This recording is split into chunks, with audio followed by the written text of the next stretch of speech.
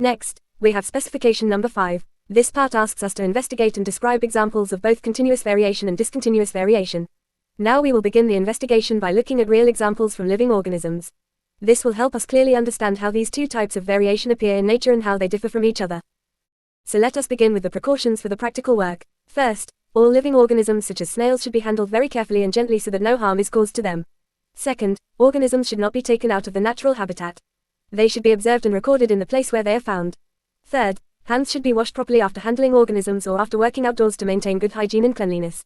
Fourth, care must be taken while working outside to avoid accidents such as slipping, tripping, or injuries caused by uneven ground. Fifth, tools like rulers and tape measures should be used carefully to ensure safety and to prevent any accidents. Lastly, the working area should always be checked to make sure it is safe and free from any hazards. Always remember, safety comes first. Now let us begin our first investigation step by step. Here, we are carrying out an investigation on discontinuous variation in snails, specifically polymorphism in snails. The main aim of this investigation is to find out how often different shell patterns appear in snails of the genus Sepia in two different habitats, which are woodland and grassland. We also want to understand how the habitat affects the variation seen in these snails. In this study, we focus on 4 main shell types. These are pink-brown plain, yellow plain, pink-brown striped, and yellow striped snails. These are the different forms we will be observing and comparing in both habitats. First, let us understand polymorphism in snails. Snails of the genus Sepia are commonly found in both woodland and grassland areas in the United Kingdom.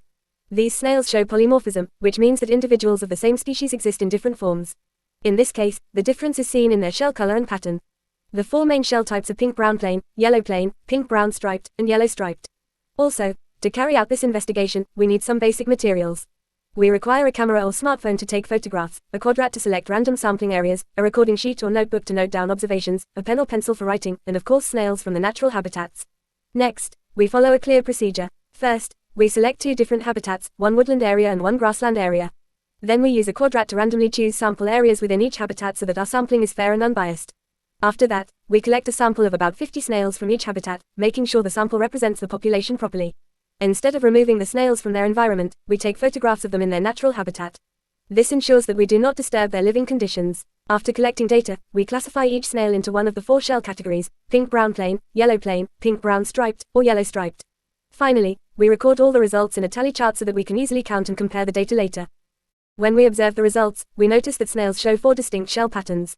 This is an example of discontinuous variation because the snails fall into clear categories with no intermediate forms. We also see that all 4 types are present in both woodland and grassland habitats, but the frequency of each type is not the same. Some shell types are more common in one habitat compared to the other. After recording the data, we organize it into results. The data is first written as tally marks and then converted into totals and percentages for easier comparison. We then present this information using a bar chart because the data consists of separate categories rather than a continuous range. The tally table helps us clearly show the shell type, habitat, frequency, and percentage of each snail type. From the results, we observe that in woodland habitats, pink-brown striped snails are the most common type, showing the highest frequency and percentage. In grassland habitats, yellow plain and yellow striped snails are more common compared to other types. We can clearly see differences between habitats, such as yellow striped snails being more frequent in grassland than in woodland. Now we move on to data analysis. In woodland areas, darker shell types such as pink-brown plain and pink-brown striped are more common, while yellow shells are less frequent. In grassland areas, lighter and yellow shell types are more common, especially yellow striped and yellow plain snails. This shows that shell types are not evenly distributed across different environments. These differences are mainly due to environmental conditions such as temperature, light, and predation. Snails with better camouflage are more likely to survive in their specific habitats. In woodland, darker shells blend in better with soil, bark, and leaf litter, helping them avoid predators. In grassland, lighter shells are better suited to open and sunny environments.